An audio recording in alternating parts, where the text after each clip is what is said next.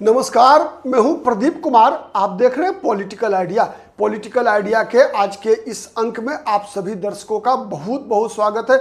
मित्रों, आज हम बात कर रहे हैं राष्ट्रीय जनता दल की और कांग्रेस की। राष्ट्रीय जनता दल तो भौचक है, तेजस्वी यादव आश्चर्यचकित हैं कि ऐसा कैसे हो सकता है। भाई, लगातार कांग्रेस पार्टी तेजस्वी यादव को नीचा दिखाने का हर प्रयास लगातार कर रही है। सवाल उठ रहा है, क्या करेंगे तेजस्वी यादव? पलटवार होगा? कब होगा? चर्चा ऐसी है कि आरजेडी भी करारा जवाब देगी, और करारा जवाब देगी इस यात्रा के समाप्ति के बाद। हम बात करते हैं कि किस प्रकार से परिस्थितियां बदली है बिहार में। बिहार की राजनीति के अंदर आप याद कीजिए कि पहली बार महागठबंधन, जो विपक्ष है बिहार की राजनीति में, महागठबंधन की राजनीति का ड्राइविंग सीट पर कांग्रेस पार्टी बैठ गई है। अब तक माना जा रहा था कि बिहार में विपक्ष का नेतृत्व तेजस्वी यादव करते हैं, राहुल गांधी कांग्रेस पार्टी उसके पीछे हुआ करते हैं। लेकिन अब देखिए, जिस प्रकार से वोटर अधिकार यात्रा, ये 16 दिनों की यात्रा 17 तारीख से शुरू हुई, अब 1 तारीख को खत्म होने वाली है। इसके कुछ दृश्य ऐसे हैं जहां आपको स्पष्ट इशारा मिलेगा कि राहुल गांधी करना क्या चाहते हैं, कांग्रेस पार्टी करना क्या चाहती है। हमने कई बार इस समाचार का विश्लेषण कांग्रेस पार्टी के एंगल से किया है। आज हम ये जानने का प्रयास करते हैं कि इसमें राष्ट्रीय जनता दल के पक्ष से कौन सी बातें निकल कर आ रही है और राष्ट्रीय जनता दल क्या कर सकती है। आपने देखा, मैंने कई वीडियो पहले बनाया है कि कांग्रेस पार्टी का इसके अंदर क्या स्वार्थ है, कांग्रेस पार्टी का क्या इंटरेस्ट है, किस प्रकार से कांग्रेस पार्टी अपनी राजनीतिक रणनीति को लगातार बदलती जा रही है। अब हम ये जानने का प्रयास करते हैं आरजेडी के परिप्रेक्ष्य से, क्योंकि आपने देखा होगा कि पॉलिटिकल आइडिया के मन से हम किसी भी राजनीतिक दल के अस्थायी भोंपू बनकर कभी भी आपके सामने कोई भी विश्लेषण लेकर नहीं आते। हमारा प्रयास हर वक्त निष्पक्ष और निरपेक्ष रहने का है, और हम हर राजनीतिक दल का उसके गुण और दोष के आधार पर, हर समाचार का उसके महत्व के आधार पर विश्लेषण करने का प्रयास करते हैं। हम एक ही चैनल से एक ही दिन एक ही नेता का विरोध भी करते हैं और उसका समर्थन भी करते हैं। अब विभिन्न मुद्दों पर अलग अलग हमारी रणनीति होती है। हम किसी व्यक्ति का विरोध नहीं करते, बल्कि उसके मुद्दों का विरोध करते हैं या फिर समर्थन करते हैं। नंबर 1, इसीलिए आज हम राष्ट्रीय जनता दल के परिप्रेक्ष्य से समझने का प्रयास करेंगे। मित्रों, आप देखिए, एक बात तो तय है कि बिहार में मुख्यमंत्री पद का स्वाभाविक उत्तराधिकारी अगर हम देखें, अगर विपक्ष के तरफ से अगर कोई है तो सबसे बड़ा चेहरा तेजस्वी यादव, इसमें कोई दो मत नहीं है। सबसे बड़ी पार्टी अगर कोई है तो राष्ट्रीय जनता दल है, इसमें कोई दो मत नहीं है। ठीक है, किसी भी व्यक्ति को शक नहीं है इस मामले में कि तेजस्वी यादव सबसे बड़ा चेहरा और राष्ट्रीय जनता दल सबसे बड़ा दल। अगर हम पॉलिटिकल स्पेस की बात करें तो आज भी बिहार के पॉलिटिकल स्पेस में सबसे बड़ा जनाधार वाला अगर कोई चेहरा है अगर बिहार में, तो वो चेहरा एकमात्र है लालू प्रसाद यादव। आज भी लालू प्रसाद, भले ही कुर्सी पर 20 वर्षों से नीतीश कुमार हो, लेकिन बिहार की जनता के दिलों में, मैं इस बात को सर्टिफिकेट नहीं देता लालू प्रसाद यादव को कि लालू प्रसाद यादव अच्छे हैं या बुरे हैं, ये आप दर्शकों पे छोड़ते हैं। जब हम उस मुद्दे पे आएंगे तो फिर लालू प्रसाद यादव की बात करेंगे। लेकिन एक बात तो तय है कि लोकप्रियता अगर कोई पैमाना है तो लोकप्रियता के पैमाने पर बिहार में अगर सबसे ज्यादा लोकप्रिय कोई चेहरा है, राजनीतिक चेहरा है, तो लालू प्रसाद यादव है, इसमें कहीं कोई शक नहीं है। ठीक है, भले ही उन पर कितने भी मुकदमे हो, कितने दिन भी जेल में रह के आए हो, कोर्ट के द्वारा कन्विक्टेड हो, कोर्ट के द्वारा सजा याफ्ता हो, तब भी। ठीक है, अब हम देखते हैं कि इस मामले में कांग्रेस किस प्रकार से अपने एटीट्यूड में बदलाव लाकर तेजस्वी यादव लगातार आश्चर्यचकित है। नवादा की घटना याद कीजिए, जब तेजस्वी यादव ने राहुल गांधी को प्रधानमंत्री पद का उम्मीदवार बनाया। याद कीजिए पूर्णिया की वो सभा, जब पप्पू यादव इस भाषा में बात करेंगे तेजस्वी यादव से, आपने कभी कल्पना किया था क्या? आप सुनिए किस प्रकार से मलाई लगाई जा रही है तेजस्वी यादव को। और वही पप्पू यादव आज से 1 महीना पहले क्या बयान था भाई? 9 जुलाई को जब उनको गाड़ी और रथ पे नहीं चढ़ने दिया गया, पप्पू यादव का बयान क्या था? याद कीजिए, क्या बयान था पप्पू यादव का कि अगर तेजस्वी मुख्यमंत्री बन गया तो मैं बिहार छोड़ दूंगा, थी या नहीं? यदि तेजस्वी मुख्यमंत्री बन गया तो पप्पू यादव की हत्या हो जाएगी, पप्पू यादव ने कहा था या नहीं? आज पूर्णिया की सभा में पप्पू यादव किन किन संबोधनों से अलंकृत कर रहे थे तेजस्वी यादव को, बताइए आप। क्या लगता नहीं कि ये सामान्य बात नहीं है, ये नॉर्मल बातें नहीं है, ये एबनॉर्मल है, स्थिति है, स्पेशल स्थिति है। क्या था मकसद? मकसद था तेजस्वी यादव को फूल के कुप्पा बना देना कि आप तो सामाजिक न्याय के प्रणेता हैं, जननायक तेजस्वी यादव।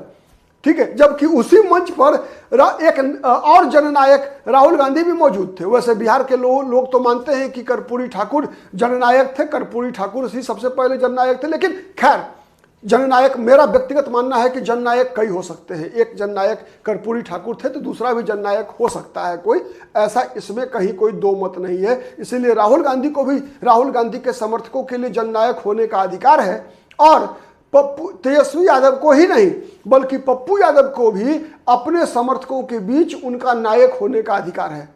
ठीक है, इसीलिए नायक, तो इस पर कोई विवाद मैं नहीं अपने समझता कि कोई खड़ा करने की आवश्यकता है। लेकिन जिन शब्दों से पप्पू यादव ने तेजस्वी यादव को अलंकृत किया, यह एक आश्चर्य पैदा कर रहा था, आठवां आश्चर्य की तरह दिख रहा था कि भाई कैसे इतना जल्दी कोई रंग बदल सकता है। आप सबने देखा है। और उसके बाद नेक्स्ट डे ही पूर्णिया की कार्यक्रम के बाद, पप्पू यादव के मलाई लगाने के बाद, अररिया में पत्रकार वार्ता में राहुल गांधी ने तेजस्वी यादव के मुख्यमंत्री पद की उम्मीदवारी पर कैसा बयान दिया देखा आपने। बगल में तेजस्वी यादव बैठे हैं, पीली टी शर्ट में, गमछा ओढ़े हुए। राहुल गांधी के पीछे में तेजस्वी यादव के चाणक्य संजय यादव बैठे हैं। किस प्रकार की एक, आप थोड़ा फेस देखिए, आप उस वीडियो में आप थोड़ा फेस देखिए, तेजस्वी यादव का भी, राहुल गांधी का भी, संजय यादव का भी और दीपांकर भट्टाचार्य का भी। आपको बहुत कुछ दिखेगा, अगर आप फेस पढ़ना जानते हैं तो बहुत कुछ दिखेगा। ये एक प्रकार से तेजस्वी यादव को नकारना है। मेरे अनुसार राहुल गांधी ने तेजस्वी यादव की उम्मीदवारी को नकार दिया है। आप मानिए तो नहीं मानिए तो, आने वाले दिनों में कहा जाता है राजनीति तो परिवर्तनशील होती है। राजनीति कभी भी, कोई भी दल या कोई भी व्यक्ति कुछ भी अस्थायी नहीं होता। आपने देखा है कई राजनेताओं को अपने मुद्दों से समझौता करते हुए, बदलते हुए। आज देख रहे हैं ना, नीतीश कुमार, परिवारवाद के सबसे बड़े विरोधी, अपने पुत्र को अब राजनीतिक बागडोर सौंपने जा रहे हैं। ठीक है, तो राजनीति कहा जाता है कि इसमें कुछ भी अस्थायी नहीं होता।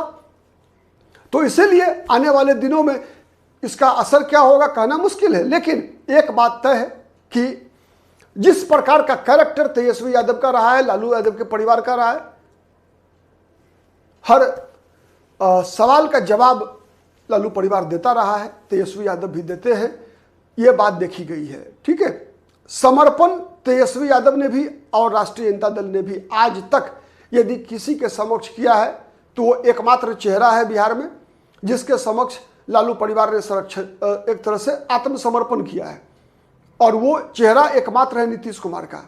इसके अलावा अब तक का इतिहास ऐसा नहीं रहा है कि लालू यादव के परिवार ने, राष्ट्रीय जनता दल ने कभी किसी भी मुद्दे पर किसी के साथ कंप्रोमाइज किया हो।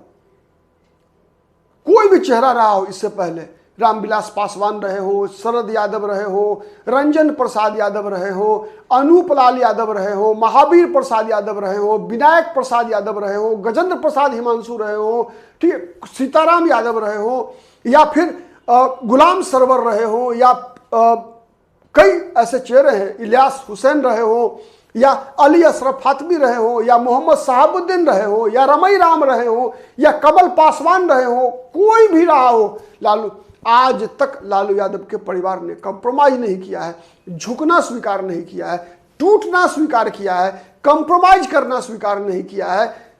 केवल एक्सेप्ट नीतीश कुमार के समक्ष तो समर्पण किया है भाई। चाहे वो 2015 में याद है क्या हुआ था।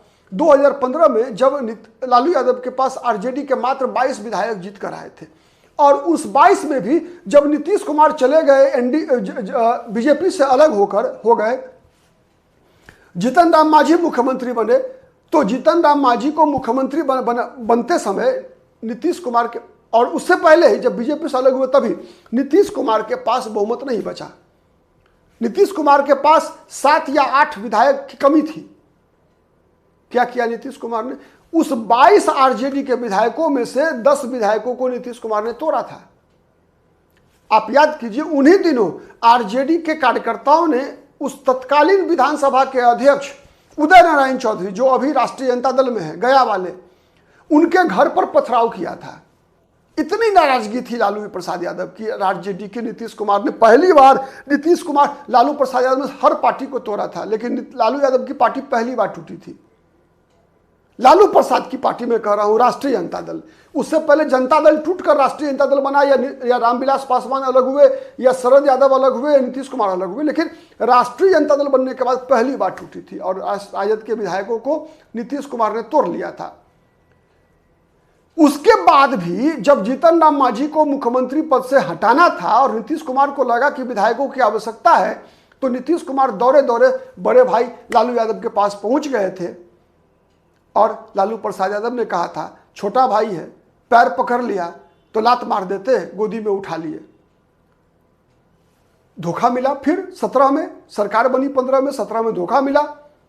फिर वही काम लालू प्रसाद यादव ने भी वैसे ही किया जैसे लगातार बीजेपी करती रही है नीतीश कुमार के साथ, मतलब आत्मसमर्पण।